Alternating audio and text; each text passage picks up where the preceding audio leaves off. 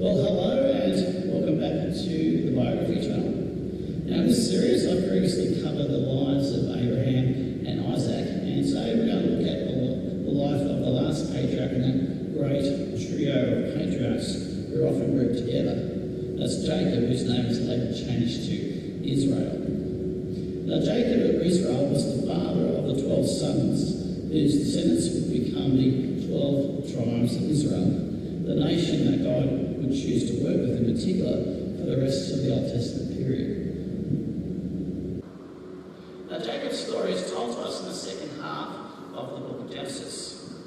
Now, the birth of his and his paternal twin brother Esau is told to us in Genesis 25, and his death and burial are covered in Genesis 49 and 50. Now, Jacob was the third link in the chain of God's plan to start a nation from Abraham. Now, he was born, according to my tentative chronology, in the year 1790 BC. Now, he would move to Haran and marry his two wives, Leah and Rachel. He would live in Haran for 20 years, begetting 11 of his 12 sons and a daughter in that time before moving back to Canaan. Now, following the extraordinary events of Joseph's wives, where he eventually became Egypt's vizier under the Pharaoh, Jacob moved his family to Egypt in 1660 BC, when he was 130 years old. Now, he would then go on to live in Egypt for another 17 years before he died at the ripe old age of 147. Now, in part one of this message, we're going to examine the first two major phases of his life up to the time that he returns to Canaan and reunites with his brother Esau. Now, we'll cover his second sojourn in Canaan and his time in Egypt in part two. In the first part of this look into the life of Jacob, we'll examine his life up to the time he leaves for Canaan to find a wife, following the deception that he pulled on his father. In part two, we'll examine his life in Haran up to when he returns to Canaan and reunites with his brother Esau. And finally, in part three, I will cover his second sojourn in Canaan and his time in Egypt. Now, I've given you all two handouts. Now, one is on Jacob with a timeline, maps, and the lessons that we're going to draw out from his life. Now, the second handout is on the tribes of Israel. We'll look at some of the material in that handout in part three. Now, here is a diagram showing the patriarchal family tree. Now, Jacob's grandparents on his father's side were obviously Abraham and Sarah.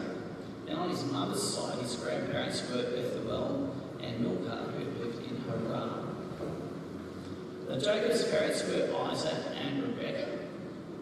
And Rebekah's brother was Jacob's uncle Laban, who was the father of Jacob's two wives, Rachel and Leah, who with their two handmaids would become surrogate mothers and bore Jacob's 12 sons and a daughter named Dinah. Now, before we look into the life of Jacob, let's review God's greater plan in working with the patriarchs. Now, in our United Church of God booklet, the United States and Group in Bible Prophecy, we read, God then set in motion a major aspect of his plan to offer salvation to mankind. Selecting Abraham was crucial in God's long-term plan to turn all nations back to him. The remainder of the Bible is woven around his plan to reconcile all humanity to himself. Now, God chose Abraham and promised to develop his descendants into a group of influential nations chosen for the purpose of teaching and illustrating his values and way of life to the rest of the world. End of quote. Now, God wanted his people to be a light upon a hill to draw and attract the Gentiles to him. Now, we'll look more into the purpose of why God raised up the nation of Israel a little later and see how the physical nation of Israel fits in with God's plan to also build a spiritual nation through those who we call out in the New Testament church. Now, Jacob's father Isaac was 40 years old when he married Rebekah. Now, a few verses later, after Jacob and Esau were born, it notes in Genesis 25-26 that they were born 20 years later when Isaac is 60 years old. going back to verse 21, we read, Now Isaac pleaded with the Lord for his wife because she was barren, and the Lord granted his plea. And Rebekah, his wife, conceived. Now there was almost 20 years when she did not have children before God intervened and she became pregnant. It was a tough pregnancy, and she sought God's answers as to why. Now in verse 23 we read, And the Lord said to her, 2 nations are born in your womb. 2 peoples shall be separated from your body. One shall be stronger than the other, and the older shall serve the younger. So when her days were fulfilled for her to give birth, indeed there were twins in the womb. And the first came out red, and he was like a hairy garment all over, so they called his name Esau. Now Esau means hairy, and his alternate name, Edom, means red. Now he got that alternate name for Edom, meaning red, from the bowl of red stew that he traded his birthright for. Now it says here that Esau came out red. Now that may or may not mean that he was a redhead. I mean, the red may refer to the initial tone of his skin at birth, which may become more pink or lighter skin as he grew up. Now then goes on to say in verse 25, Afterward his brother came out, and his hand took hold of Esau's heel, so his name was called Jacob. Isaac was 60 years old when she bore them. Now Jacob, or Yaakov in Hebrew, means heel catcher. Now we'll see later in his story how fitting it was, as it can also mean someone who trips up another.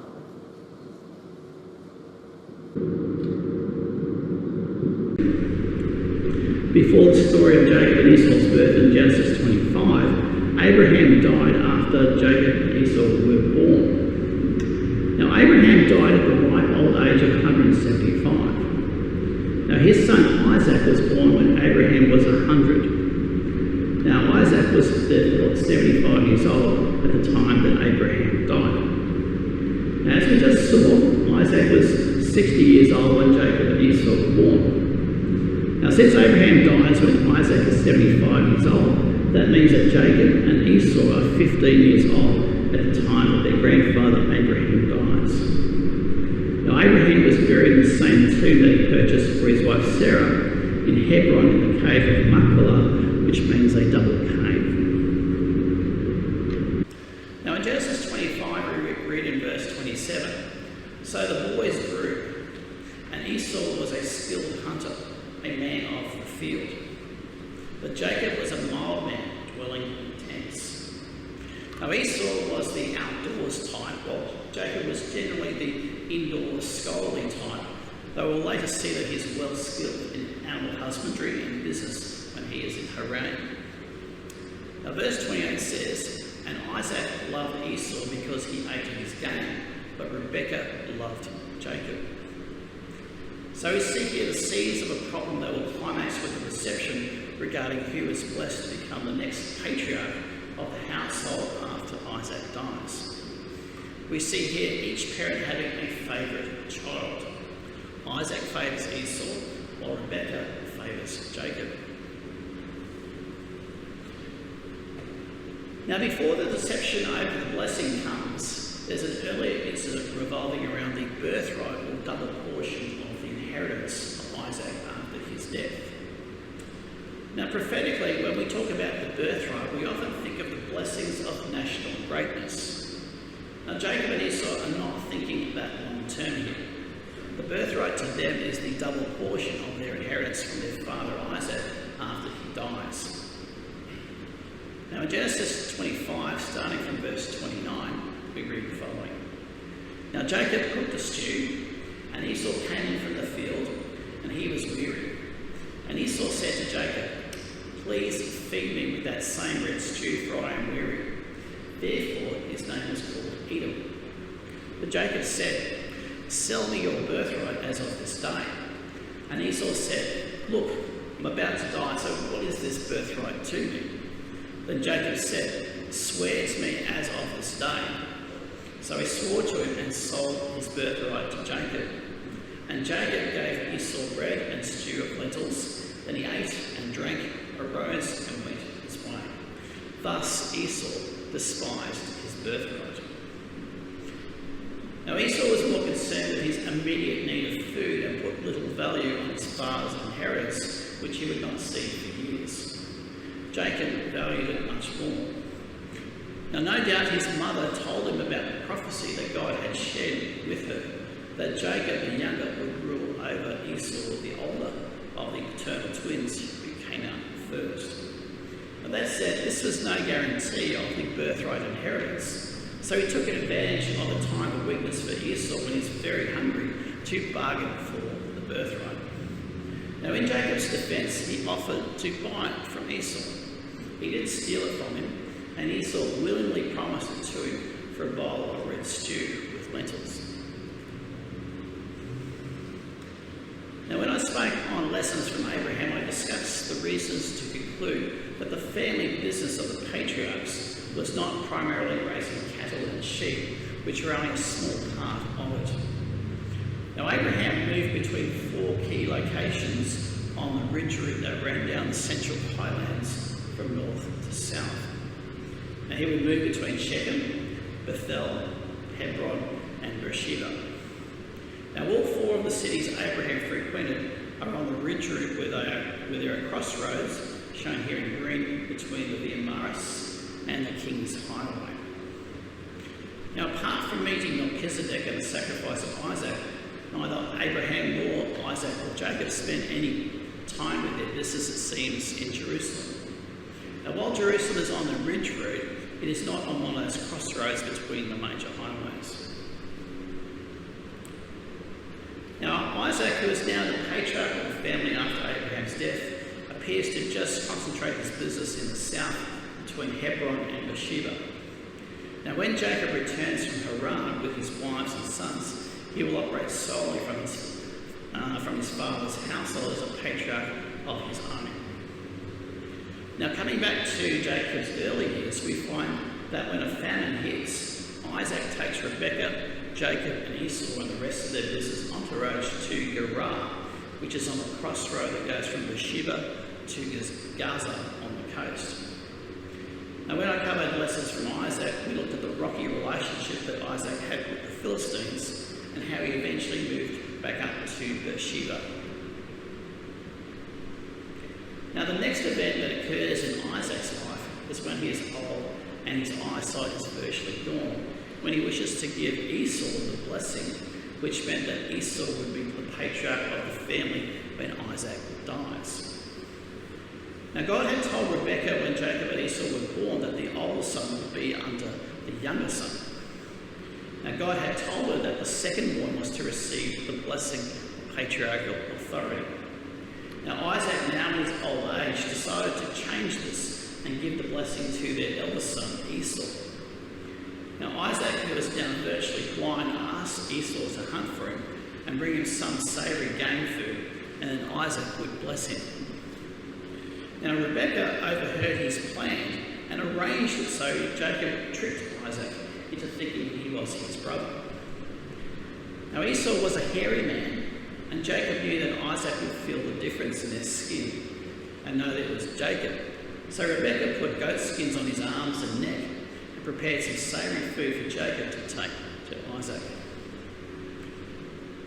Now Isaac thought his skin felt like Esau, but the voice sounded like Jacob. Now despite his doubts, Isaac goes ahead and gives Jacob the blessing of patriarchal rule, thinking he was giving it to Esau. Now Esau soon after then brought savoury food to his father. Now we read the verses from verse 31. Let my father arise and eat of his son's game, that your soul may bless me. And his father Isaac said to him, Who are you? So he said, I am your son, your firstborn, Esau. Then Isaac trembled exceedingly and said, Who? Where is the one who hunted game and brought it to me? I ate all of it before you came, and I have blessed him, and indeed he shall be blessed. And when Esau heard the words of his father, he cried with an exceedingly great and bitter cry, and said to his father, Bless me also, O my father. But he said, Your brother came with deceit, and has taken away your blessing. Now in Genesis 27 verse 36 we read of Esau's reaction when he finds out what has happened. He says, "For he," talking about Jacob, "has supplanted me these 2 times. He took away my birthright, and behold, now he has taken away my blessing." Now Esau says, "Is he not rightly called Jacob?" Now as we've seen, Jacob means heel catcher, which can mean supplanter, or one who trips up someone else. Now we also see here a clear distinction between a birthright and a blessing. What's the difference between the two? Now on the Lord Vista Church of Christ website, they give a very good explanation of the difference between the birthright and the blessing in the story of Esau and Jacob. They write, "A birthright referred to a person's inheritance. For most of the world's history, the firstborn child of a family would receive an extra inheritance from his father. The double portion came as a right of birth, that is, the right of being firstborn. This is what Esau sold to Jacob for a bowl of red bean stew when he returned hungry from a hunting trip. The family blessing was a way to designate who became the head of the extended family when the father died. Now, like the birthright, the blessing generally went to the eldest son, but not always. A change in the blessing also happened in Isaac's family. Before Isaac's twin sons were born, God said, 2 nations are in your womb. 2 peoples shall be separated from your body. 1 people shall be stronger than the other, and the older shall serve the younger." Jacob tricked Isaac into thinking he was his brother. Thus, Isaac gave the blessing to his second son, just as God had said, even when he tried to go against God. End of quote. Now in verses 39 and 40, Isaac gave a prophecy about Esau. Now verse 39 is translated the opposite way in the King James and the New King James Version compared to certain other versions. Now those other versions have the more correct translation, and I've added words in here to give the correct intent of the prophecy. It says, "Then Isaac his father answered and said to him, Behold, your dwelling shall be away from the fatness of the earth, and away from the dew of heaven from above. By your sword you shall live, and you shall serve your brother. And it shall come to pass, when you become restless, that you shall break his yoke from your neck." Now Esau's descendants lived to the southeast of the Dead Sea near Petra and Mount Seir, which are dry, less fertile areas than the land of Israel. Now Esau's descendants were warlike, and often the people of Edom were under tribute to Israel. Now that prophecy about breaking out from under Israel's control came to pass in the days of Jehoram, the son of Jehoshaphat, when they successfully rebelled from being Israel's tributary. Now after Jacob's deception, it says in verse 41, "So Esau hated Jacob because of the blessing with which his father blessed him. And Esau said in his heart, The days of mourning for my father at hand, then I will kill my brother Jacob." Now Esau is determined to kill Jacob after their father dies. Now as it turns out, Isaac would live another 43 years, a lot longer than Esau probably thought he'd have to wait. Now Rebekah and Jacob should have learned from the lesson of Abraham and Sarah regarding God's promise to give them a son. Now Abraham and Sarah took matters into their own hand with Hagar rather than patiently wait on God. Now their compromise led to much inferior results. Now Rebekah knew of God's promise to give the blessing to Jacob, and under the pressure of Isaac intending to give it to Esau, she panicked and took matters into her own hands. And rather than trust God to make his promise come about in a just and moral way, she resorted to pressuring Jacob to lie and deceive Isaac. Now the resulting hostility from Esau, and then Jacob being on the other end of being deceived later by Laban, were the inferior consequences of breaking God's law to have what God had promised earlier. Now under pressure, we can likewise give in to fear and take matters into our own hands, no longer trusting God. Under pressure, we can stop doing things God's way and break his law to have what we yearn for. Now, the first lesson that we can learn from Jacob's life is don't take matters into your own hand and break God's law to have what you want or what God promises. The ends do not justify the means.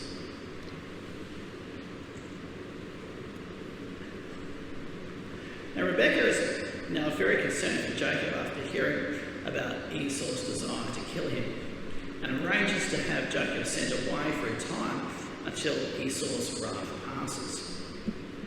Now in Genesis 27 and 28 we then read, "And Rebekah said to Isaac, I am weary of life because of the daughters of Heth. If Jacob takes a wife of the daughters of Heth, like these, who are the daughters of the land, what good will my life be to me?" Then Isaac called Jacob and blessed him and charged him and said to him, "You shall not take a wife from the daughters of Canaan. Arise, go to Padan Aram to the house of Bethuel, your mother's father, and take yourself a wife there of the daughters of Laban, your mother's brother." So Isaac sent Jacob away, and he went to Padan Aram. Now Isaac sends Jacob off to Haran, and even tells him who to marry, one of his uncle Laban's daughters, who he's never seen before.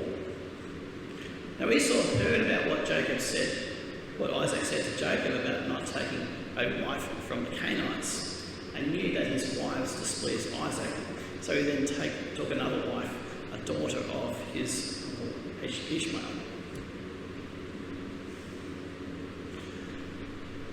Now we have to do a bit of digging to look for clues to figure out just how old Jacob was when he left for Haran and soon after married Leah and Rachel.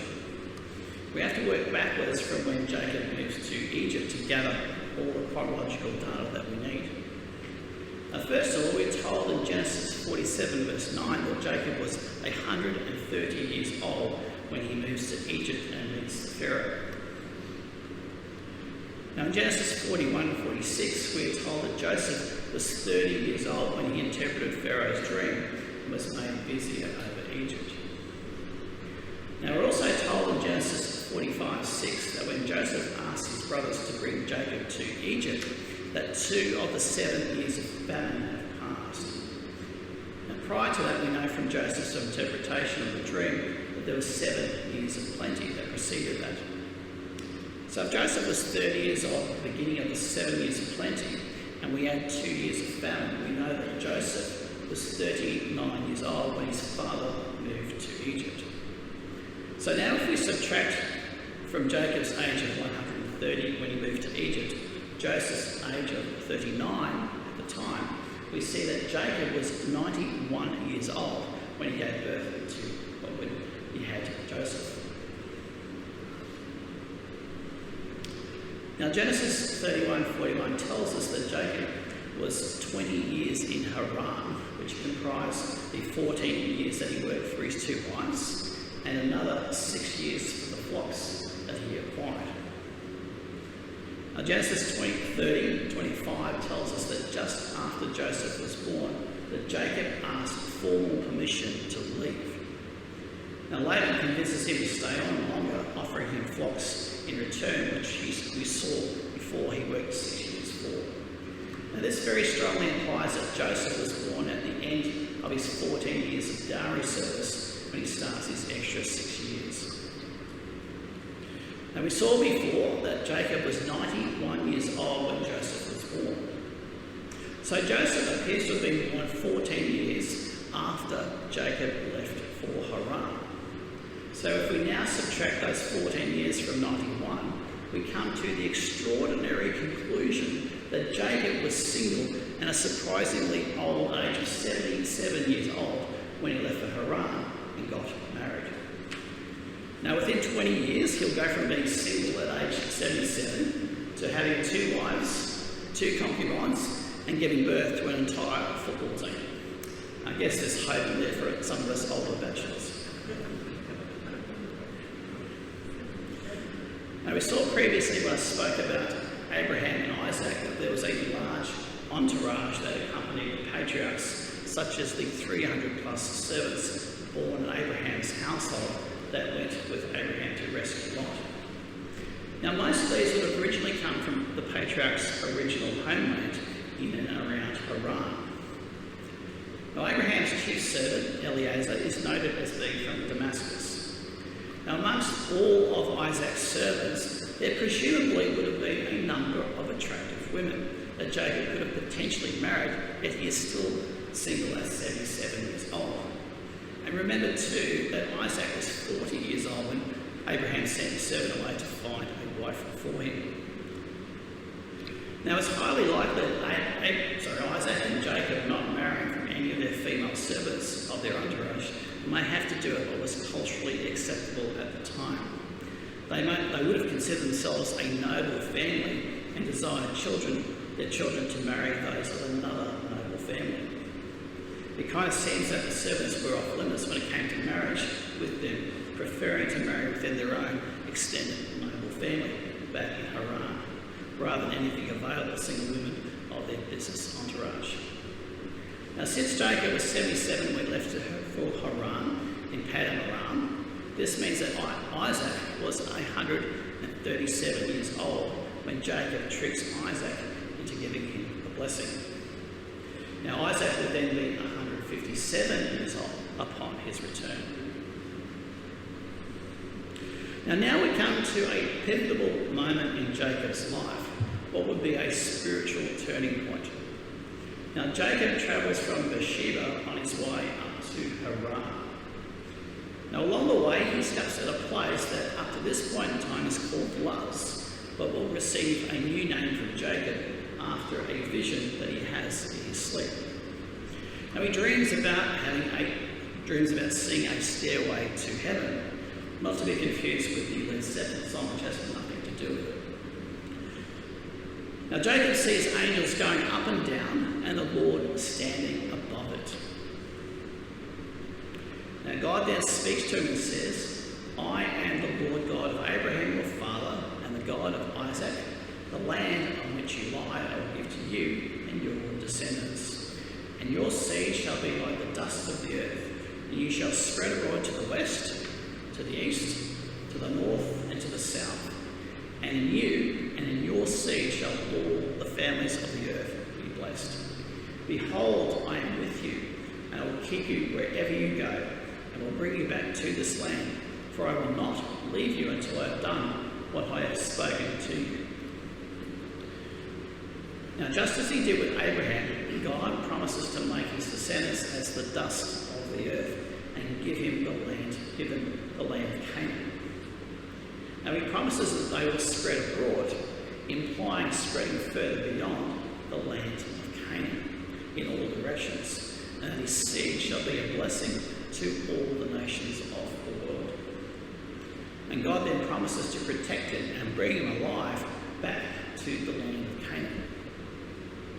Now, just as an aside, note the cardinal directions mentioned in verse 14, where Jacob's seed would spread abroad to west, east, north, and south.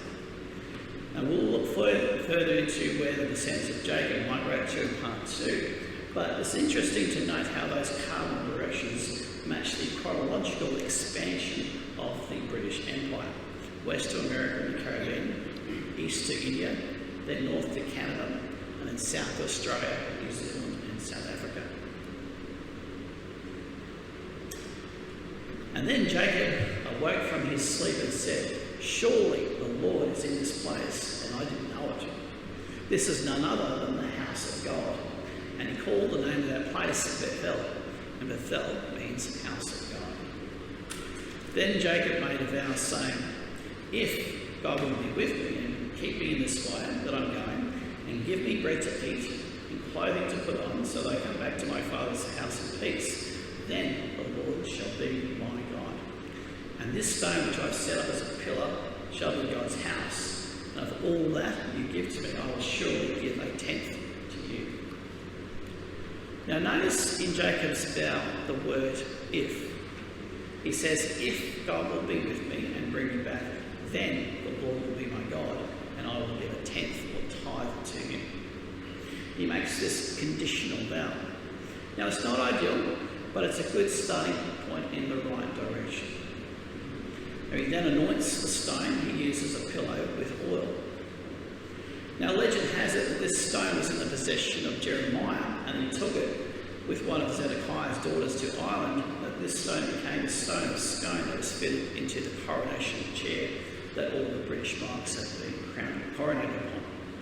Now, there's no way to prove that legend, but it does make me wonder if it was retrieved from Bethel later by Jacob or someone else, and if any of the kings of Israel were perhaps coronated on it. So Jacob continues on his journey on to Haran. Now, Albert Barnes in his commentary notes the distance is 450 miles or 600 kilometres, which is a little less than the distance between Brisbane and Newcastle. Now, Barnes notes that if he walked 30 miles or 50 kilometres a day, he would have covered the distance in about 15 days. So on that note, we'll break there and continue the story of Jacob in Haran next time in part 2 of Lessons from Jacob.